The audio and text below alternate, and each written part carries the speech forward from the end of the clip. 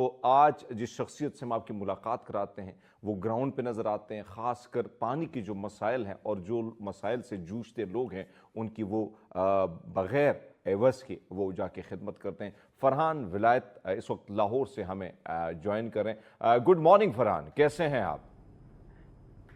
अस्सलाम वालेकुम एंड सत श्री अकाल। शुक्र है अल्लाह ताला का, बहुत बहुत। आप सुनाइए, आप खैरियत से हैं? बिल्कुल खैरियत से पाजी। एक तो इस वक्त जंग की सूरत हाल है, अगर हम देखें एक तरफ तो हिंदुस्तान का सीधा इल्ज़ाम और फिर इस वक्त पाकिस्तान की आर्मी भी हाई अलर्ट हो चुकी है, यहाँ पे सूरत हाल भी वैसी है और हम भी ऐसा लगता है कि पूरी तैयारी दोनों तरफ से हो चुकी है। सबसे बड़ा मसला जो है वो सिंध थास मुआहदे का है या सिंध दरियाओं के हवाले से जो है, खासकर उसमें बहुत सारे दरिया आते हैं। लेकिन सर ये बताएगा कि हमें पता है कि ये नामुमकिन है, मुश्किल भी हिंदुस्तान के लिए, लेकिन वो बहुत कुछ कर भी सकता है, ऐसा भी नहीं कि उस चीज़ को हम डिनाई भी नहीं कर सकते हैं। माजी में दो दरियाओं की सूरत हाल आपके सामने है जो हालांकि मुआहदे में हमारे हिस्से में आती हैं। आपसे जानना चाहेंगे, अगर इस पानी में थोड़ा बहुत रद्दोबदल किया जाता है, रुख चेंज किया जाता है, तो क्या क्या नुकसान हमें होंगे?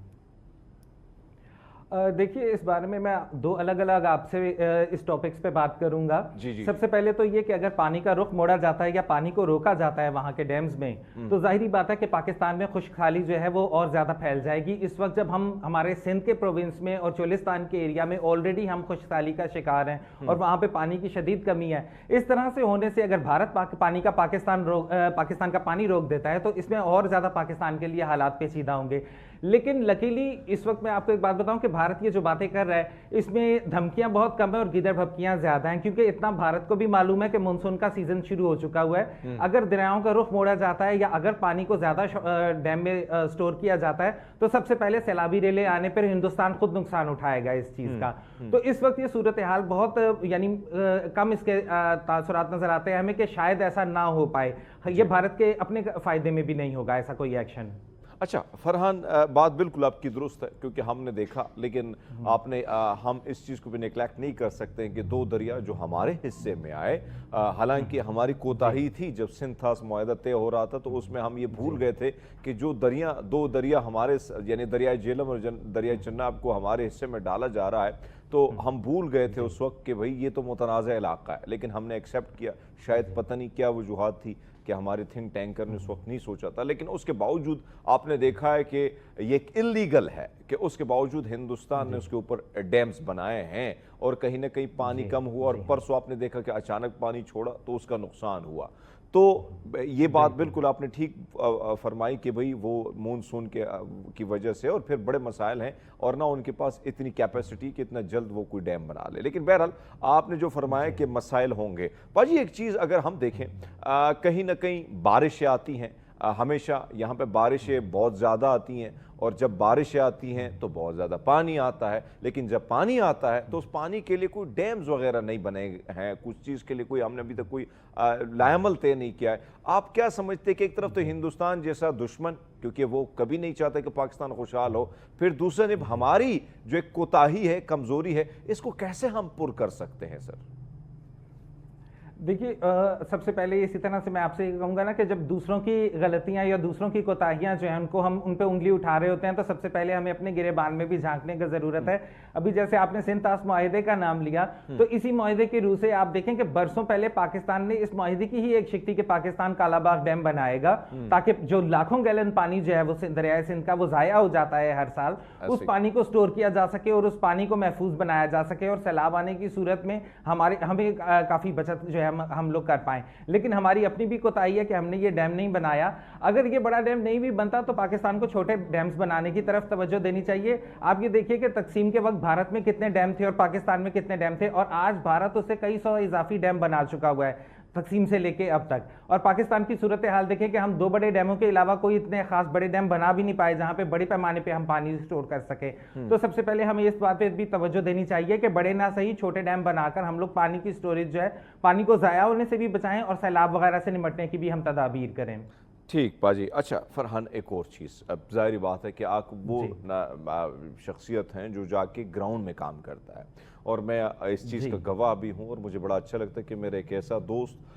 जो खिदमत खल्क में सबसे आगे है और बहुत अच्छा काम करे और हमें आप पे फ़ख्र है पाजी, और इंटरनेशनली आपको इसके लिए बहुत ज़्यादा जो है अवार्ड्स भी मिले हैं, पूरी दुनिया भर से आपको अप्रिसिएशन भी मिली है, और हम पूरा पाकिस्तान आप पे फ़ख्र करते हैं। लेकिन पाजी ये बताइएगा कि ये जज्बा कैसे आया, क्योंकि आप टोटली आप बैंकर हैं, और एक जॉब जो बैंक की हमें जॉब दिखती है वो इंतहाई टफ किस्म की होती है, बड़े मसाइल होते हैं उस चीज़ में, आप जो है बड़ा टाइम निकालना बड़ा मुश्किल है। लेकिन यहाँ पे ये पानी की तरफ जाना, सिंध की तरफ जाना, उन इलाकों की तरफ जाना जो सूखे की तरफ जा रहे हैं, या बस साउथ पंजाब की तरफ जाना, ये मुझे बताएं कि ये एक्सपीरियंस कैसे हुआ? किसी से कोई चीज़ ऐसी दिखी, कोई वीडियो ऐसी दिखी जिससे आपने कहा यार ये काम भी मुझे करना है?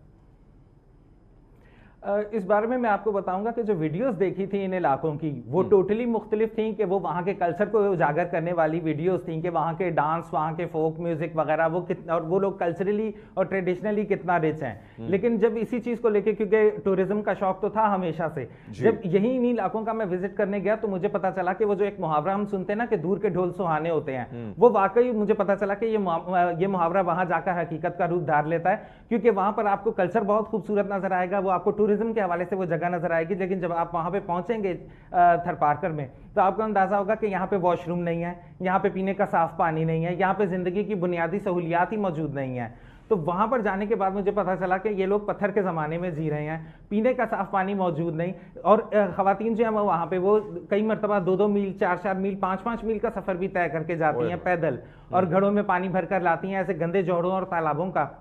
और वो पानी में मेंढक और कीड़े मकोड़े वगैरह तो उनकी तो बहुतात होती है। ऐसा पानी अगर मैं, और वो ऐसा चिपचिपा और लेसदार पानी होता है और बदबूदार पानी होता है कि अगर वो मैं आपको दूं ना कि आप इससे अपने पाँव धो लें, तो आप वो उससे भी इनकार कर देंगे कि नहीं भाई, इतने गंदे पानी से तो मैं पाँव भी नहीं धो सकता अपने। उस पानी को वो पीते हैं, डेली कंज्यूम करते हैं, और बहुत सारी बीमारियों का भी शिकार होते हैं। तो बस इसी चीज को देखकर मैंने फैसला किया कि भाई एक कदम उठाना चाहिए, अपने लाइक माइंडेड लोगों को साथ मिलाकर जो है यहाँ पे पानी की फराहमी का बंदोबस्त करना चाहिए। फरहान, जो बात हम कर रहे हैं, जाहिर बात है कि कहीं ना कहीं चीज़ जब आप दूर से देखते हैं तो आपको बड़ा अट्रैक्ट करती हैं कि सहराओं की रातें, सहराओं के दिन, और वो दिन कैसे गुजरते हैं, वो बात आपकी दुरुस्त है। लेकिन जब आप हकीकी तौर पर जब प्रैक्टिकली आप उन सारी चीज़ों से गुजरते हैं, तब आपको उस तकलीफ का एहसास होता है जो वो लोग हर दिन उससे जूझते हैं। भाई एक और चीज़, आप जो जाहिर बात है वहाँ पे गए, अकेला काम करना बड़ा मुश्किल होता है, आपको टीम चाहिए होते हैं, लोग चाहिए होते हैं, ऐसे दोस्त चाहिए होते हैं मुखलिस, कि आपके साथ मुखलिस होने, इस काम के साथ सबसे बड़ी बात होती है काम के साथ मुखलिस होना। आपके साथ तो बेहद लोग मुखलिस होंगे, आप बड़े खूबसूरत इंसान हैं पाजी। लेकिन ये बताएं कि फिर क्या आइडिया है कि अब क्या कोई टीम तश्कील दी जाए, क्या किसी कोई ऐसे इदारे के साथ बात की जाए ताकि आप उनके साथ आगे बढ़ चढ़ कर हिस्सा लें इस चीज़ में?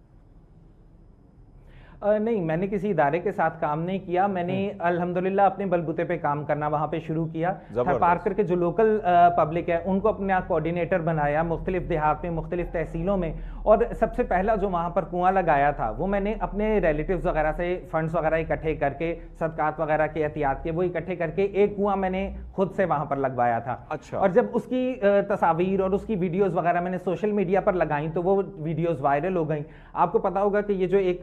सदका जारिया और एहसाले सवाब का जज्बा होता है पाकिस्तानियों में, ये इनबिल्ट शामिल होता है उनके डीएनए में, उनके ब्लड में। तो उन चीज़ों को देख के बहुत सारे लोगों ने मुझसे सोशल मीडिया पे कांटेक्ट करना शुरू किया। किसी ने कहा मेरे वालिदैन के लिए सदका जारिया का बंदोबस्त करवा दें, किसी ने कहा मेरे नानी दादा दादी के एहसाले सवाब के लिए कोई कुआं या हैंडपंप लगा दें। तो अल्लाह ताला का शुक्र है कि जो एक कदम बढ़ाया था तो फिर आगे के सफ़र जो है वो अल्लाह ताला ने आसान कर दिया। सोशल मीडिया के थ्रू हम लोगों को काफ़ी सारे डोनर्स भी मिलना शुरू हो गए, और जो हमने सोचा था कि ये हम 2 महीने 3 महीने ये इस तरह का काम करके देखेंगे, वो 15 साल से मुसलसल जारी हो सारी। अल्लाह ताला का शुक्र है कि ये काम बढ़ता ही गया उसके बाद हमारा। बल्कि मुझे याद है फरहान भाई, मैं जब मलेशिया में था तब मेरे और आपकी जो है गपशप बनी थी, और उस टाइम से मैं ये सारा कुछ देख रहा हूँ। तकरीबन काफ़ी टाइम मुझे आते हुए वहाँ से लग चुका है, लेकिन उसके बावजूद आपने जो बात की मुझे बड़ी अच्छी लगी कि ये मामला 15 साल से जारी है और अभी तक सिलसिला चल रहा है। लेकिन एक चीज़ जो मैं आपसे बात करता हूँ, हम जाते हैं मुख्तलिफ इलाकों के हवाले से। अब इस वक्त अगर हम सिंध की तरफ जाते हैं या साउथ पंजाब की तरफ जाते हैं, तो आपको सबसे ज़्यादा मुतासिर कौन से इलाके आते हैं? सिंध तो है ही है, क्या साउथ पंजाब में भी ये इशू बहुत ज़्यादा है, या वहाँ पर आपको इस तरह कोई इशू नज़र नहीं आया? देखिए, साउथ पंजाब में भी पानी के मसाइल हैं। वहाँ पर चोलिस्तान से लेके सादकाबाद तक का एरिया, राजस्थान राजनपुर का इलाका, ये सारे इन सब जगहों पर पानी के मसाइल मौजूद हैं। लेकिन जो मसला थरपारकर में है वैसी कंडीशन और किसी भी इलाके की नहीं है। आप ये देखिए कि चोलिस्तान जो है ये थरपारकर के निस्बत काफी ज्यादा फर्टाइल भी है। यहाँ पर बारिशों का भी तनासब जो होता है वो हर साल ज्यादा होता है। अच्छा। तो यहाँ पर और पानी यहाँ पर उतनी ज्यादा गहराई में भी नहीं होता जितना ज्यादा थरपारकर में होता है। तो वहां पर हालात की मजीद संगीनी को देख के हमने अपना ज्यादा फोकस थरपारकर पे रखा। हमने बलूचिस्तान में भी काम किया है, हमने चोलिस्तान में भी काम किया है, मगर हमारा 90% फोकस हमेशा थरपारकर की तरफ रहा है। अच्छा, जो आप थरपारकर आप समझते हैं कि इस इलाके में ज़्यादा ज़रूरत है, अब ये बताइएगा कि अब वहाँ पर ज़ाहिर बात है 15 साल से अब ग्राउंड में काम कर रहे हैं, तो कितने अब तक आप लोग जो है मुख्तलिफ पंप्स लगा चुके हैं? पानी का जो वो मसला वहाँ के लोगों को था वो कितना सॉर्ट आउट हुआ है? और ये बताएगा कि ज़ाहिर बात है अब ग्राउंड पे जाते हैं तो बहुत सारी चीज़ें ऐसी देखते हैं कि मुख्तलिफ और भी तंजीमें जो है वो इस पर बड़ी खूबसूरती से काम कर रही हैं। तो वहाँ के लोगों से जब आपकी बात होती है, कितने वो मुतमईन हैं? फिर ज़ाहिर बात है सोशल मीडिया पे आपको लोग देखते भी हैं, तो अभी भी कितनी डिमांड आपसे की जाती है कि भाई हमारा फ़लाँ इलाका वहाँ पे ये मसाइल हैं। लेकिन बहरहाल जो ओवरऑल एक्सपीरियंस है मैं चाहता हूँ उस पर आप थोड़ी सी रोशनी डाल दें। जी बिल्कुल। देखिए, अब तक हम लोगों ने अल्हम्दुलिल्लाह अल्लाह ताला का करम हम पे बहुत ज़्यादा रहा है कि हम लोगों ने इस वक्त 800 से 900 के दरमियान हमारे तकरीबन 850 प्रोजेक्ट है वहाँ पे मुकम्मल हो चुके हैं, कुएं और हैंडपंप वगैरह दोनों मिलाकर। लेकिन प्रॉब्लम हमारे साथ ये है कि जो एक हैंडपंप होता है इसकी जो एक लाइफ होती है वो 2.5 साल 3 साल से ज़्यादा नहीं होती। अच्छा। तो इस वजह से जो भी हम प्रोजेक्ट लगाते हैं हमें दोबारा नए सिरे से उन्हीं देहात का रुख भी करना पड़ता है जहाँ पर प्रोजेक्ट हमारा क्लोज हो चुका हुआ होता है। दूसरी बात यह कि वहाँ पे और भी बहुत सारी तंजीमें काम कर रही हैं, वहाँ पे अलखिदमत वाले भी बहुत काम कर रहे हैं, वहाँ पे सैलानी वाले भी बहुत ज़्यादा काम कर रहे हैं, लेकिन मसला यह है कि गवर्नमेंट नहीं वहाँ पे कोई काम कर रही। ये हम सिर्फ ह्यूमैनिटेरियंस और सोशल एक्टिविस्ट और जो NGOs वगैरह हैं इनके काम से ये पूरे थरपारकर के मसले या पूरे चोलिस्तान और बलूचिस्तान के मसाइल हल नहीं होंगे। ये गवर्नमेंट जब तक खुद कोई एक्शन प्लान नहीं बनाएगी, जब तक वो खुद कोई लाहेअमल नहीं बनाएगी यहाँ पे, तब तक ऐसा काम जो है वो मुकम्मल तौर पर से पूरा थरपारकर या पूरा चोलिस्तान फैज़याब नहीं हो पाएगा। तो ये बहुत ज़्यादा ज़रूरी है कि गवर्नमेंट को खुद इस तरफ तवज्जो देने की ज़रूरत है। हमारे गवर्नमेंट के ऑफिशियल जो साल में एक मरतबा वहाँ पहुँच के बिरयानी की प्लेट खिलाकर उनसे वोट ले लेते हैं, उनको चाहिए कि वोट लेने के बाद वो वहाँ के पानी के मसाइल भी हल करें, सेहत के मसाइल भी हल करें, वहाँ पर लोगों के तालीम और उनके रोज़गार के मसाइल को भी हल करें। अच्छा फरहान भाई, जो आप बात कर रहे हैं कि जाहिर बात है कि पानी का मसला तो है ही है और हमारा आज का टॉपिक पानी ही है। अब आप देखें, जो बात मैं कर रहा था कि ये तो आपने मेरी नॉलेज में इजाफा किया कि जो पंप आप लगाते हैं 2-2.5 साल बाद उसको दोबारा लगाना पड़ता है। एक पंप की कीमत कितनी होती है बाजी? थोड़ा सा हमारे नाज़रीन के साथ ये भी शेयर कीजिएगा।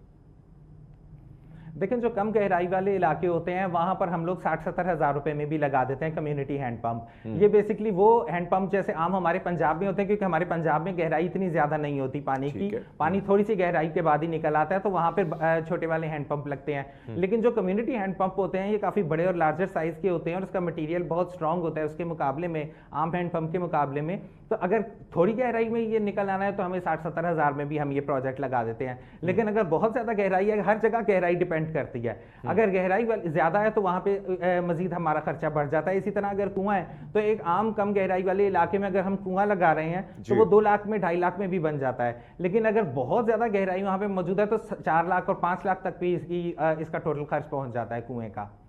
अच्छा, लेकिन यह कि कुएं की जो यूजफुल लाइफ होती है वो बहुत ज्यादा होती है। कुएं जो है वो 7 से 8 साल भी चल लेते हैं और बाज़ औक़ात ऐसे भी इंस्टेंसेस होते हैं कि 40-40 साल तक कुआं जो है वो जारी रहता है उसका पानी। तो इस वजह से यूजफुल ज़्यादा कुआं ही रहता है, लेकिन लोगों के बजट में जैसे हो हम वैसा प्रोजेक्ट लगा देते हैं। अच्छा, ये बताएं कि इससे ज़ाहिर बात है आपने जो जिन इलाकों को आप देखा है, मैं चाहता हूँ कि सिर्फ पानी का मसला ना हो कि जो चीज़ें आपने करीब से देखी हैं उस पर भी फोकस नहीं हो रहा है। तो आप ज़ाहिर बात है वो लोग तो तकलीफ से गुजर रहे हैं, लेकिन आप जैसे लोग जब जाते हैं, क्योंकि लाहौर जैसे खूबसूरत इलाके से, इस्लामाबाद से, कराची से तमाम तरह सहूलियात, यानी अगर हमें हुकूमत ने नहीं भी दी है तो हमने अपनी तरफ से पूरी करने की कोशिश की है, लेकिन वहाँ पे वो बेचारे जूझते हैं, हर दिन इस मसले का सामना करते हैं। तो क्या क्या चीज़ें मज़ीद आपने ऐसी चीज़ें देखी हैं जो आप समझते हैं कि कम से कम बहैसियत एक इंसान जो है इनकी थोड़ी बहुत हेल्प अगर हो जाए? क्योंकि गवर्नमेंट सेक्टर तो चलो अल्लाह माफ़ी कर ले, हम सिर्फ वोट लेते हैं, लेकिन जो आपको इस वक्त देख रहे हैं, जो बड़ा सॉफ्ट हार्ट रखने वाले आप जैसे लोग हैं, तो पाजी वो क्या कर सकते हैं पानी के साथ साथ और किन किन मसाइल को आप देखते हैं उनके आबादियों को? देखिए, पानी के अलावा आप हर तरह की जो आसाइशें हैं वो तो आप एक तरफ रख दें, जो बुनियादी ज़रूरियात हैं वो वहाँ पर मुकम्मल तौर पे मौजूद नहीं है। अब वहाँ पे तालीमी इदारे वगैरह जो हैं उनका बहुत ज़्यादा फुकदान है। गवर्नमेंट कई मरतबा वहाँ पे स्कूल खोलने का प्रोजेक्ट लगाती है, इमारत तामीर कर दी जाती है, ना वहाँ पे स्टाफ आता है, ना वहाँ पे बच्चों को तालीम दी जाती है। तालीम की कमी की वजह से ये लोग बेहतर रोजगार हासिल नहीं कर सकते। इनका बुनियादी जो होता है ये भेड़ बकरियां वगैरह जो मवेशी पाले होते हैं या इनका उस पर गुजारा होता है, या छोटी छोटी जगहों पर ये काश्तकारी वगैरह कर लेते हैं, उससे इनका गुजारा हो जाता है। उसके अलावा इनको सेहत के बहुत ज्यादा मसाइल का सामना है। अब देखिए, जिस तरह का ये पानी पीते हैं, जोड़ों और तालाबों का गंदा ब्रैकिश वाटर ये पीते हैं, उसकी वजह से इनको डायरिया भी हो जाता है, उसकी वजह से माउथ कैंसर की बीमारियां भी वहां फैलती हैं, मसूड़े इनके सारे मसूड़े और दांत खराब हो चुके होते हैं। तो और इसके अलावा एक बहुत ज़्यादा परेशान कुन मसला ये है, वहाँ पे ख़वातीन जो हैं वो घर में बच्चे पैदा करती हैं दाइयों वगैरह की हेल्प के थ्रू, और अगर मैटरनिटी के पीरियड में इनको इतना ज़्यादा प्रॉब्लम ना हो, लेकिन आखिर में डिलीवरी के टाइम कोई कॉम्प्लिकेशन आ जाए, तो फिर शहर से एम्बुलेंस मंगवाई जाती है। वो 2 से 3 घंटे में वहाँ पर पहुँचती है एम्बुलेंस, और खातून को उठा के फिर हॉस्पिटल लेके जाया जाता है शहर के। अगर ये 5.5-6 घंटे वो औरत किसी तरह से निकाल ले तो बचत हो जाती है, वरना या तो बच्चा मर जाता है या फिर खातून भी मर जाती हैं। तो सेहत के मसाइल जो हैं ये वहाँ पे बहुत ज़्यादा स्वेर है। अब इसमें यही है कि बहुत सारे ऐसे एनजीओज हैं हमारे पंजाब में जो वहाँ पर जाती हैं, वहाँ पे वो बच्चों में किताबें वगैरह तकसीम करके आ जाते हैं, लेकिन मसला ये है कि भाई वो उन किताबों को पढ़ेंगे कैसे, उन किताबों को उन्हें पढ़ाएगा कौन। जी, तो बहुत सारी ऐसे बहुत सी एनजीओज हैं जिनका काम अच्छा है, उन्होंने वहाँ पे स्कूल वगैरह भी बनाए हैं, लेकिन जो बिल्कुल इंटीरियर थर पार्कर है, वहाँ जहाँ पे लोगों की एक्सेस बहुत मुश्किल होती है, वहाँ तक पहुँचना और वहाँ के लोगों के लिए काम करना वो बहुत ज़्यादा मुश्किल है। वहाँ पे स्टे करना, वहाँ पर किसी टीचर को अपॉइंट करवाना जिसके लिए वॉशरूम तक वहाँ पर अवेलेबल ना हो, वो बहुत ज़्यादा प्रॉब्लमेटिक चीज़ बन जाती है। इस वजह से ये है कि गवर्नमेंट को कहीं ना कहीं तो नज़र करनी पड़ेगी यहाँ पे, क्योंकि एक आम आदमी जो है वो वहाँ पे हॉस्पिटल वगैरह नहीं बना सकता। बहुत सारी ऐसी चीज़ें जिसमें गवर्नमेंट की सपोर्ट चाहिए हमें वहाँ पर। ठीक, फरहान सही बात कर रहे हैं आपकी, बहुत सारी ऐसी चीज़ें हैं जिसमें गवर्नमेंट की ज़रूरत पड़ती है ग्राउंड पे। लेकिन पाजी, जो हम बात कर रहे हैं कि जो आपने पंप लगाए, क्योंकि जाहिर बात है कि पंप तो लगे हैं, लेकिन दूसरे ने हम ये भी देखते हैं कि भाई साहब जो खारा किस्म का पानी आता है और उस पानी का नुकसान भी होता है। सवाल की तरफ मैं आता हूं फरहान भाई से, लेकिन हम लेते एक छोटा सा ब्रेक, हमारे साथ रहिएगा। वेलकम बैक नाज़रीन, प्रोग्राम में एक बार फिर आपको खुशामदीद कहते हैं। फरहान विलायत सोशल एक्टिविस्ट हमारे साथ हैं, बड़े प्यारे इंसान हैं, बड़े खूबसूरत इंसान हैं, और उनके काम, सबसे बड़ी बात यह है कि उनका काम बोलता है, वो खूबसूरती की एक झलक उनके काम से नजर आती है। सो फरहान, जो बात हम कर रहे थे कि भाई गवर्नमेंट की ज़रूरत होती है, पानी की बात आपने की कि भैया पानी जो पीते हैं उससे बड़ा नुकसान हो रहा है, किसी के दांत खराब हैं तो किसी को कैंसर है, किसी को स्टमक प्रॉब्लम है, कोई डायरिया में मुब्तला है। लेकिन पाजी ये बताइएगा, जो आप लोगों ने पानी के हैंडपम्प लगाए हुए हैं, क्या वो फ़ायदेमंद है, उसका कोई नुकसान है या कोई फ़ायदा है, उसके हवाले से भी थोड़ा सी बात करें आप। देखिए, जो हैंडपंप का पानी होता है वो नुकसानदेह नहीं होता, क्योंकि वो इतनी ज़्यादा गहराई से निकाला ही नहीं जाता। बाज़ जगहों पर जहाँ कुएं बहुत ज़्यादा गहराई में खोदे जाते हैं, आपको पता होगा कि ये बेसिकली बारिशों का पानी होता है जो ज़ेरे ज़मीन स्टोर हुआ होता है। तो जितनी गहराई में आप जाएंगे वहाँ पर वो डिफरेंट मिनरल्स वगैरह से गुजरता हुआ पानी जो नीचे जाकर ज़मीन में जज्ब हुआ होता है और वहाँ पर स्टोर हुआ होता है, उस मिनरल में से गुजरने वाले पानी जो होते हैं वो उसका जायका खराब हो चुका होता है, कई बार उसका जायका कड़वा भी होता है, और बाज़ औक़ात उसमें वो मिनरल्स की इतनी ज़्यादा क्वांटिटी शामिल होती है कि वो सेहत के लिए जो है वो बहुत ज़्यादा नुकसानदेह हो जाता है। लेकिन इसके बावजूद लोगों की मजबूरी है वहाँ पर, उसे वो कंज्यूम भी करते हैं, क्योंकि देखिए, इंसान खाए बगैर बहुत अरसा जिंदा रह सकता है, लेकिन पानी के बगैर 3 दिन से ज़्यादा जिंदा नहीं रह सकता। तो उनकी मजबूरी है कि उन्होंने तो वो पानी भी इस्तेमाल करना ही है, कड़वे पानी को भी उन्होंने टेस्ट करना ही है। तो ये वहाँ पर इसके लिए अलग अलग फिल्टर्स वगैरह जो होते हैं वो लगाने की ज़रूरत है। बहुत बड़े फिल्ट्रेशन प्लांट वगैरह भी होते हैं जो कि बहुत बड़ी बड़ी एनजीओज ने वहाँ पर लगाए होते हैं, लेकिन ये भी मसले का मुकम्मल हल नहीं है। यहाँ पर यह है कि इन लोगों की पानी की फराहमी के लिए जो है वो यहाँ, जैसे अभी चोलिस्तान के लिए जो है वो पंजाब की गवर्नमेंट सोच रही थी कि सिंध का पानी जो है वो रोक कर जो है यहाँ पे चोलिस्तान में ये पानी प्रोवाइड कर दिया जाए, आबपाशी करके। चोलिस्तान से ज़्यादा थरपारकर को ज़रूरत है, तो ये सारे इस तरह के प्रोजेक्ट थरपारकर में लगने चाहिए। अच्छा, जो आप थरपारकर की जो नहरें उनकी बात कर रहे थे, और फिर आपने देखा कि उसके बाद सड़कें शराएं बंद हो गई और नहरों का जो मामला था, यानी ये जो ग्रीन प्रोजेक्ट था, ये मरीम नवाज साहबा का और आर्मी चीफ साहब का जो इनिशिएटिव था, जिसकी कोशिश थी कि पंजाब के उन सराओं को दोबारा जो है वो सरसब्ज किया जाए, लेकिन मामला रुक गया है, थोड़ा बहुत रुक गया है। आपको क्या लगता है कि सर एक तरफ तो हम जो हिंदुस्तान की तरफ देखते हैं कि 80% पानी जो हमारा इस्तेमाल का है, एक तरफ तो वो मसला हमारे सर पे आ गया, दूसरा मसला ये जो किनाल का वाला इशू है, आपको क्या लगता है कि आया क्या वाकई पानी कम होता अगर हम चोलिस्तान की तरफ नहरें निकाल लेते, या इसका कोई नुकसान था, फ़ायदा था? थोड़ा इस पर भी बात कर लेते हैं, आगे बहुत सारी क्वेश्चन है आपसे। देखिए, ये बात बिल्कुल सिंध वालों का ये व्यू पॉइंट बिल्कुल ठीक है इस मामले में। मैं पंजाब में रहता हूँ, लेकिन जाहिर बात है कि मैं कोई ऐसे वॉइस्ड ओपिनियन नहीं दूंगा बहैसियत एक इंसान, क्योंकि इंसान में इंसानियत होनी चाहिए, सच का साथ देना चाहिए। सिंध को वाकई में नुकसान होगा अगर चोलिस्तान के लिए नहरें निकाली जाएंगी। अगर इनका स्टैंड ये है कि जी सहराओं को हम दोबारा से सरसब्ज बना रहे हैं, तो भाई सबसे ज्यादा सरसब्ज करने की तो थरपारकर में जरूरत है। चोलिस्तान में तो फिर भी कम गहराई में सारा काम हो जाता है और वहां पे पानी अरेंज हो जाता है, लेकिन थरपारकर में जितनी शदीद किस्म की सूरत हाल है ना, वहां पर वो लोग मजीद अफोर्ड नहीं कर सकते कि मजीद आप सिंध का पानी रोक दें और मजीद आप चोलिस्तान में पानी इस्तेमाल करके सिंध को पानी से महरूम करें। ये यकीनन बहुत। और वैसे ये फरहान भाई, ये बात भी आपकी दुरुस्त है कि अगर हम हिंदुस्तान की देख लें, राजस्थान, ये जो हमारे जैसलमेर के इलाके हैं, या ये जब हम रहीम यार खान की तरफ जाते हैं, सामने से हिंदुस्तान के जो रेगिस्तान है वो भी नजर आते हैं। ये जो जैसलमेर का इलाका है, वहाँ पे मैं तो इस साइड से गया हूँ, सामने हिंदुस्तानी नजर आते हैं। तो वहाँ पे भी कुछ प्रोजेक्ट्स आए और वो प्रोजेक्ट्स बिल्कुल फ्लॉप हो गए। हिंदुस्तान ने कोशिश की मुख्तलिफ रेगिस्तान में, लेकिन वो प्रोजेक्ट फ्लॉप हो गए। तो फिर आया यहाँ पे कैसे वो कामयाब हो सकते? बात आपकी बिल्कुल दुरुस्त है। लेकिन पाजी, जो बात हम कर रहे थे कि एक फिल्टर बनाते हुए, जाहिर बात है आप लोग इस चीज़ का तयन कैसे करते हैं कि पानी कहाँ से निकलेगा, क्या तरीक़ाकार होता है, कैसे एक्सपर्ट इस सारी चीज़ का तयन करते हैं कि भाई हम रेगिस्तान की तरफ तो जा रहे हैं, यहाँ से कौन कौन सी ऐसी जगह है जिसको निशानदेही करके हम पानी निकाल सकते हैं? वो तरीक़ाकार कितना मुश्किल होता है? देखिए, हमारा बहुत ही देसी किस्म का तरीक़ाकार होता है कि हमारी कोई इस तरह के एक्सपर्ट ओपिनियंस वगैरह नहीं होते। हमारा तरीक़ाकार ये होता है कि जब हम किसी गांव में जाते हैं, किसी गोट से रिक्वेस्ट आई होती है कि यहाँ पर इतने इतने मील तक साफ पीने का साफ पानी नहीं है, हम लोग जब अपने कोऑर्डिनेटर्स के साथ जाते हैं, हमारा उनसे बड़ा सिंपल सा सवाल होता है कि हमें अपने गोट का नशेबी इलाका दिखाएं। नशेबी इलाका वो होता है जहाँ पर बरसात के मौसम में पानी स्टोर होता है। तो ऐसा हर वो नशेबी इलाका जहाँ पर तालाब बनते हैं बारिश के बाद, उसके वहां पर बोरिंग की जाए तो वहां से पानी लाजमी निकलता है और वहां पे कम गहराई में पानी निकल आता है। तो हम लोगों का ये सिंपल तरीका कार है, हम बोरिंग करवाते हैं और फिर हम उस पानी को टेस्ट करके वहां पर चेक कर लेते हैं कि पानी नीचे जो है वो मीठा है या कड़वा वगैरह है। अच्छा फरहान, ये जो घर बने होते, ये सवाल करने का मकसद भी ये था, जाहिर बात है कि आपके पास एक्सपर्ट तो नहीं होते, लेकिन मकसद ये था कि हम जैसे लोग जो वहाँ पे, बहुत सारे लोग नहीं गए, हम तो गए लेकिन बहुत सारे लोग नहीं गए, तो आबादी जो होती है उमूमन उन इलाकों की तरफ जहाँ पे पानी स्टोर होता है, यकीनन वहाँ पे ही होती है। लेकिन अब मुझे ये बताएं कि एक फासला जो ख़वातीन तय करती थी 4-4 घंटे मटके, अक्सर आपने बड़ी मज़े की बात शुरुआत में की कि भाई तस्वीरें हमें अट्रैक्ट करती थी कि भाई कड़े जिहड़े पंजाबी विच कहंदे ने, कड़ा जिहड़ा होंदा ना मटका और मट्टी दा, वो जब वो आती थी और लाइनों में वो तस्वीर खींच के रेगिस्तान के खूबसूरत, तो हमें बड़ा अट्रैक्ट करता था। लेकिन बज़ाहिर बड़ा मुश्किल काम है कि ये पूरा का पूरा मटका अपने सर पे उठाओ और 3 से 4 घंटे का की मुसाफत आप वो करें पैदल। सो पाजी, अब कितना फासला, कम से कम जो आप जैसे नौजवान काम कर रहे हैं उधर, तो कितना फासला कम हो चुका है उन खवातीन की, इन लोगों के लिए?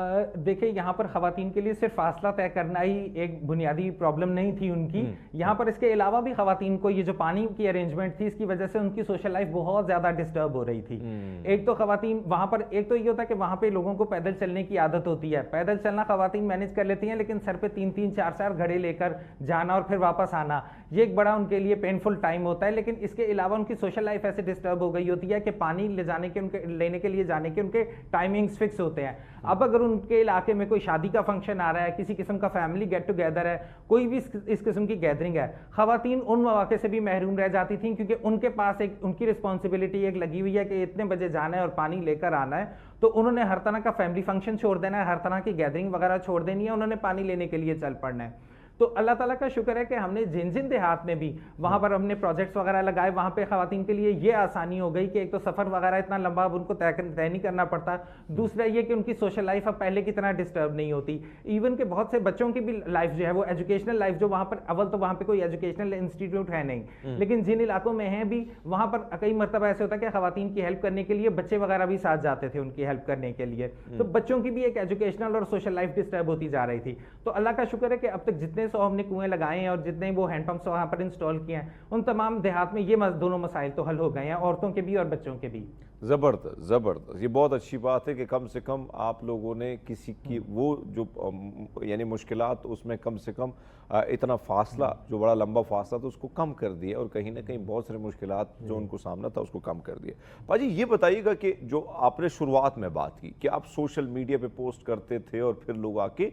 वो करते थे, आपको कहा करते थे कभी हमारे दादाजी के सदके में, वाला जी के सदके में जो है कोई कुआं खोल दें, निकाल दें, कोई ना कोई पैसे हम दे देंगे। अभी क्या तरीक़ाकार, क्या इसमें ओवरसीज़ जो पाकिस्तानी है वो भी आपसे क्या राब्ते करते हैं? और ओवरऑल अगर मैं देखूं, इसमें कोई शक की बात नहीं है कि हम पाकिस्तानी, बेशक इसमें भी कोई शक नहीं है कि मांगते मांगते भी हम थक जाते हैं, लेकिन अवाम जो है, गवर्नमेंट सतह पर तो हम मांगते हैं, लेकिन अवाम अपने दिल के दरवाजे खोल लेती है और बांटने को तैयार हो जाती है। तो क्या आपको ये जेस्चर कैसा लगा जब आपने ये प्रोजेक्ट शुरू किया और लोगों ने कहा कि भाई खोलें अकाउंट दे, भाई हम तैयार हैं आपके साथ? यकीन मानिए कि जब पहला कुआं हम लोगों ने तामीर किया था, हमें ये अंदाजा नहीं था कि हमें इस तरह से पब्लिक का रिस्पांस मिलेगा कि एक दिन में 2-2, 3-3 फोन भी आना शुरू हो जाएंगे अलग अलग लोगों के। और खासतौर पे मैं जो पाकिस्तान के जितने भी न्यूज़ चैनल्स हैं, इनका भी मैं बहुत ज़्यादा शुक्रगुजार हूँ, क्योंकि कई न्यूज़ चैनल ऐसे थे जिन्होंने मेरी इस पे डॉक्यूमेंट्री रिपोर्ट्स भी बनाई, कई ऐसे मॉर्निंग शोज थे जिसमें मुझे बुलाया गया। और ये क्योंकि ये इंटरनेशनली बहुत ज़्यादा फेमस होते हैं पाकिस्तान के न्यूज़ चैनल्स वगैरह और मॉर्निंग शोज वगैरह, तो हमें कनेडा से भी कॉलें आना शुरू हुई, हमें यूएस से भी कॉलें आना शुरू हुई, हमें मिडिल ईस्ट से भी बहुत से लोगों ने अप्रोच किया कि आपको फलां चैनल पे देखा था, आपको फलां मॉर्निंग शो में देखा था, आपके बारे में एक न्यूज़ रिपोर्ट देखी थी फलां चैनल पे, तो वहां से हमें आपके काम के बारे में पता चला, तो हम आपको ढूंढते हुए इंस्टाग्राम या फेसबुक पे आए हैं, तो आप बताइए कि हम आपकी किस तरह से मदद कर सकते हैं। तो अल्लाह ताला का शुक्र है कि जो एक पॉजिटिविटी के साथ हमने एक कदम उठाया, तो आगे का के जितने भी मरहले थे वो अल्लाह ताला ने आसान कर दिए और पूरी दुनिया से हमें लोगों का बड़ा अच्छा रिस्पॉन्स मिलना शुरू हो गया।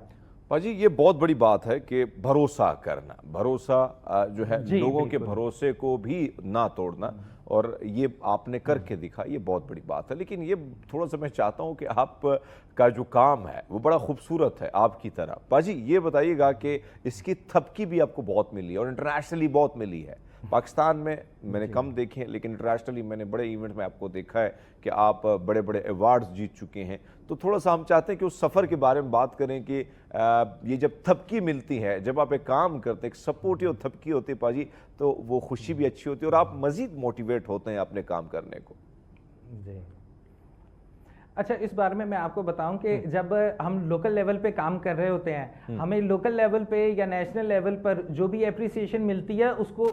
वो सब आप एक तरफ रख दें, वो भी हालांकि वो भी बहुत ज़्यादा ज़रूरी है हमारी मोटिवेशन के लिए। लेकिन जब इंटरनेशनल लेवल पे हमें कोई थपकी मिलती है ना, तो वो बेसिकली वो थपकी फरहान को नहीं मिलती, वो पाकिस्तान को मिलती है, क्योंकि वहां पर जब भी इंटरनेशनल लेवल पर हम जाकर रिप्रेजेंट करते हैं ना पाकिस्तान को, तो वहां पर जहां जहां फरहान का नाम पुकारा जाता है, वहां वहां पाकिस्तान का नाम पुकारा जाता है। तो उस वक्त बहुत ज़्यादा खुशी महसूस होती है कि जहां एक इंटरनेशनल लेवल पे जहां पे 15 ममालिक के लोग आए हुए हैं, 20 ममालिक के रिप्रेजेंटेटिव आए हुए हैं, वहां पे जब मेरा नाम पुकारा जा रहा है, तो मेरे साथ साथ मेरे वतन का नाम पुकारा जा रहा है कि फरहान फ्रॉम पाकिस्तान, फरहान फ्रॉम पाकिस्तान। तो ये जो इंटरनेशनल लेवल पे जो थपकी मिलती है, जो इंटरनेशनल लेवल पे अवार्ड्स मिलते हैं, उनकी बात यकीन मानिए कुछ और होती है, उसका एक टेस्ट अलग होता है, इसकी एक्साइटमेंट बहुत अलग होती है। इसमें कोई शक नहीं है बाजी, हमें बड़ा अच्छा लगता है जब ग्रीन फ्लैग के साथ आप जाते हैं और किसी इवेंट में पाकिस्तान का नाम पुकारा जाता है। और ये बड़ी बात है कि एक ऐसा फखरिया काम जो आप करते हैं और उसकी वजह से आपको दुनिया भर में इज़्ज़तें मिलती हैं, तो यकीनन वो इज़्ज़त सिर्फ आपकी नहीं पूरे पाकिस्तान की होती है, और हम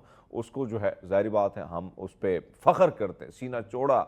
करके कहते हैं हाँ ये हमारा दोस्त, हमारा भाई, पाकिस्तानी दोस्त जो वहाँ पे जाके। और पाजी जब आप कोई काम करते तो आपने ये नहीं सोचा होता है कि ये काम मैं कर रहा हूँ तो पता नहीं मुझे थपकियाँ मिलेगी, लोग मुझे प्यार करेंगे, लोग मुझे नहीं, आप दिल से करते हैं। सो पाजी वैसे वो चीज़ तो बड़ी अच्छी लगती है कि थपकी मिली, सपोर्ट, एप्रिसिएशंस मिला, पाकिस्तान से मिला, गवर्नमेंट से मिला। लेकिन वो जो एक अंदरूनी कैफियत होती है, ज़रा थोड़ा सा पाजी वो कहते हैं बताना बड़ा मुश्किल होता है। कहते हैं जिस तरह चीनी का रस जो है, मिठास का रस, हम ये तो कह सकते हैं कि मीठा ज़रूर है लेकिन एक्सप्लेन नहीं कर सकते हैं, तो ये भी रस बड़ा मज़े का होता है। थोड़ा सा ये एक्सपीरियंस भी बताएं, बहुत सारे लोग आपको देख रहे हैं तो वो भी चाहते हैं कि एक्सपीरियंस हमारा भी हो, ये जो कल्ब का सुकून है पाजी। बिल्कुल बिल्कुल बिल्कुल बिल्कुल। एक बात आपने बहुत अहम कही कि ये इस वक्त जो कैफियत होती है इंसान की, जब आउट ऑफ पाकिस्तान जाकर आप पाकिस्तान को रिप्रेजेंट कर रहे होते हैं या पाकिस्तान की नेकनामी का सबब बन रहे होते हैं, वो जो कैफियत होती है उसको इंसान अपने अल्फाज में बयान नहीं कर सकता। उस वक्त इंसान का सर फखर से बुलंद इस तरह से हो रहा होता है कि भाई मेरा वतन जो है, मुझे यहाँ तक पहुँचाने वाला मेरे वतन है, यहाँ पे पहुँचाने वाले मेरे वतन के लोग हैं जिन्होंने मुझे इस लेवल पर पहुँचाया है। और ख़ास तौर पे जब आउट ऑफ पाकिस्तान आप अगर गूगल पे जाएं, वहाँ पे पाकिस्तान के बारे में बहुत सारी नापसंदीदा वाक़यात वगैरह भी डिस्कस हो रहे होते हैं। बहुत सारे ऐसे ममालिक हैं जहाँ पर आप जाते हैं तो आपको पता चलता है कि वहाँ के लोगों के माइंड में पाकिस्तानियों के बारे में एक बहुत अलग सा तासुर पाया जाता है। लेकिन जब आप वहाँ पहुँचकर उन तमाम गलत तासुरात को गलत साबित करते हैं ना कि भाई जो कुछ आप सोच रहे हैं वैसा नहीं है। हम जैसे किसी दौर में पाकिस्तान के ऊपर टेररिज्म का इल्जाम लगाया जाता था। जब मैं फिलीपींस गया और वहां पर मैंने 16 अलग अलग ममालिक के मंदूबीन के सामने मैंने बात की, तो मैंने सबसे पहले यही नुक्ता उठाया कि आप अगर मैं यहां तक पहुंचा हूं कि मुझे एक इंटरनेशनल पीस अवार्ड मिल रहा है, तो वो इस वजह से कि हमारा मुल्क कोई टेररिस्ट नहीं है, हम खुद टेररिज्म का शिकार हैं। तो हम लोगों को इन तमाम चीजों हमें इस चीज से लड़ने के लिए मजीद हिम्मत भी चाहिए, हौसला भी चाहिए, और हमें दूसरे मुल्कों की सपोर्ट भी चाहिए कि वो लोग हमें क्रिटिसाइज करने के बजाय हम लोग जो दहशतगर्दी वगैरह से भी लड़ रहे हैं, नापसंदीदा हालात से भी 10 बरस लड़ाई कर रहे हैं, उसमें हम लोगों को दूसरे मुल्कों की भी सपोर्ट चाहिए कि वो हमारी मोरल सपोर्ट करें, ना कि हम लोगों की मजीद कोई बदनामी वगैरह का सबब बने। नाज़रीन, एक और चीज़ फरहान विलायत के हवाले से, अगर आप इनकी प्रोफाइल पे जाएंगे, आप इनसे मिलेंगे,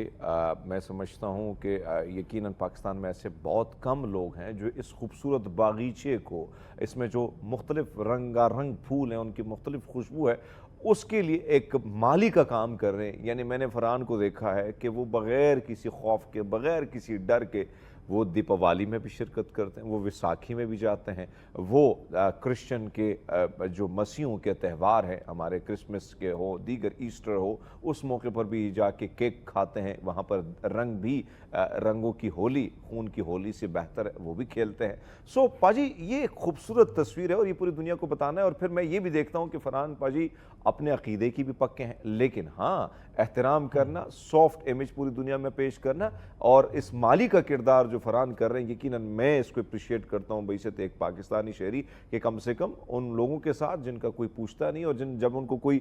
इवन पोस्ट कर देता है तो उस पर भी हम फतवे लगा लेते हैं। लेकिन फरहान पाजी, ये जो वजह है, इसके हवाले से भी आपको मुख्तलिफ जो यहाँ की जो डाइवर्सिटी है, उस डाइवर्सिटी के हवाले से बड़ा खूबसूरत काम आप कर रहे हैं, जिसकी वजह से पूरी दुनिया ने आपको बड़ा अप्रिशिएट किया है। सो ज़रा इस एक्सपीरियंस के हवाले से बताइएगा कि कितना ज़रूरी है कि हमें आपकी तरह एक माली का काम करना चाहिए इस बागीचे को महफूज बनाने के लिए।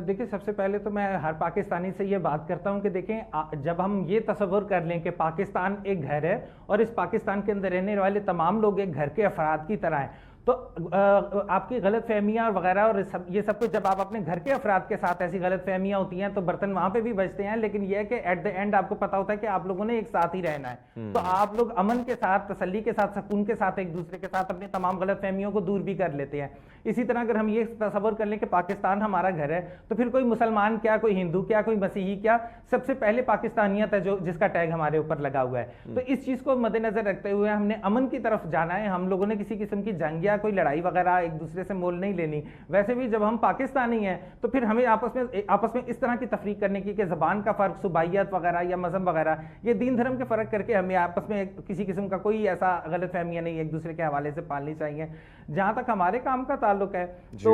ये आज से कुछ साल पहले इस तरह से हुआ था कि पाकिस्तान में कुछ इस तरह के नापसंदीदा वाक़यात होना शुरू हुए थे, कुछ चर्च अटैक्स वगैरह और कुछ इस तरह के यानी फायरिंग वगैरह और ब्लास्ट वगैरह, ये सब होना शुरू हुए थे, जिसकी वजह से बैनुल अक़वामी सतह पर पाकिस्तान का एक बहुत अजीब सा तासुर फैल गया था। कि हम गूगल भी करते थे तो पाकिस्तान के बारे में बहुत अजीब किस्म की तस्वीर वगैरह दिखाई जाती थी कि यहाँ पे माइनॉरिटीज के साथ बहुत गलत तरीके से डील किया जा रहा है उनको। तो इस चीज को देखते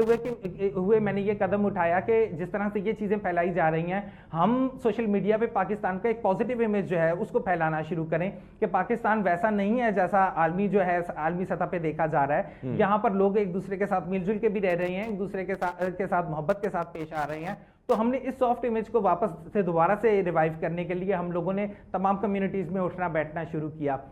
और इसमें एक ये था कि शुरू में मुझे थोड़ी सी हर्डल्स भी आई इस काम में, क्योंकि लोगों के ज़हनों में एक तरह का जो तासुर फैला दिया गया है किसी अलग धर्म के हवाले से, किसी अलग दीनी मजहब के हवाले से, उस चीज़ को चेंज करने के लिए भी हम लोगों ने एक छोटी सी एफर्ट की कि शुरू में तो हमें जैसा रिस्पॉन्स मिल रहा था वो इतना ज़्यादा अच्छा नहीं था, लेकिन बाद में हम लोगों ने आहिस्ता आहिस्ता हम लोगों को एक चीज़ का ख्याल आया कि हमारे बड़े अक्सर ये कहते थे कि त्यौहार सबके साझे होते हैं। क्या बात, हमने कभी भी इस जुमले की गहराई पे जाने की कोशिश नहीं की थी, या हमने शायद हमारा जहन उतना मैच्योर पहले नहीं था कि हम इस बात की गहराई को समझ सकते। तो जब मैंने पहली बार इस चीज पे फोकस करना शुरू किया कि त्यौहार वाकई में साझे होते हैं, तो फिर हम लोगों ने त्योहारों के थ्रू लोगों के अटेंशन को कैच करना शुरू किया कि आज से पहले जैसे अगर हम अपने मुस्लिम फ्रेंड से ये कहते थे कि चलो आओ आपको मंदिर दिखाते हैं, मंदिर कैसा होता है, तो अक्सर जो है लोग वो थोड़ा सा बिदक जाते थे कि यार हम क्या करेंगे वहां पे जाके, हम वहां पर वो यानी हमारे मजहब से रिलेटेड जगह ही नहीं है। लेकिन जब हमने उनको ये कहना शुरू किया कि यार दिवाली की रात आ रही है, दिवाली पे चलना है, या होली का त्यौहार आ रहा है, होली मनानी है, तो हर शख्स जो है वो आगे आ जाता था कि यार हाँ फिल्मों में बहुत ज्यादा देखा है होली मनाते हुए लोगों को, दिवाली मनाते हुए, कभी हकीकत में नहीं देखा, चलो चल के देखते हैं। इसी तरह से अगर मैं अपने किसी हिंदू फ्रेंड से पहले ये कहता था कि आओ चर्च का विजिट करते हैं, तो वो थोड़ा सा उनके दिनों में झिझक होती थी। जब उनको मैंने ये कहना शुरू किया कि यार कभी क्रिसमस नाइट पे गए हो, किसी क्रिसमस का फंक्शन वगैरह एंजॉय किया, तो वो फौरन कहते थे कि यार टीवी पे अक्सर देखते हैं कि क्रिसमस की केक कटिंग सेरेमनी होती है, उसमें गाने शाने होते हैं, उसमें इस तरह के वो बहुत सारी एक्टिविटीज होती हैं, तो चलो चलकर देखते हैं। तो इस तरह से हम लोगों ने लोगों की अटेंशन को कैच करना खूबसूरत शुरू बात किया। फरहान, मैं समझता हूँ पाजी के जो काम आप करें कमाल का कर रहे हैं। मैं खुद गया हूँ, अभी अरबईन फिर से जा रहा हूँ, और जो प्यार मोहब्बत मुझे वहाँ के मुस्लिम भाइयों ने दिया मैं भूल नहीं सकता हूँ। जो मोहब्बत वहाँ से मिली और जो प्यार मुझे पाकिस्तानी मुसलमान जो मुझे देते हैं, मैं आप सोशल मीडिया भी आप देखें, जब भी मुझ पे मुश्किल वक्त आता है तो पाकिस्तानी मुसलमान खड़े होते हैं, और ओवरसीज़ भी। ये मोहब्बत है, ये इंसानियत है, और इस इंसानियत का दर्स दुनिया का हर दीन धर्म देता है। पाजी बड़ी खूबसूरत बातें आपके साथ हुई, और हमें उम्मीद करते हैं कि हमारे नाज़रीन को आपका आज का जो ये सेगमेंट है वही पसंद आया होगा। सो आपसे हम लेते हैं इजाज़त।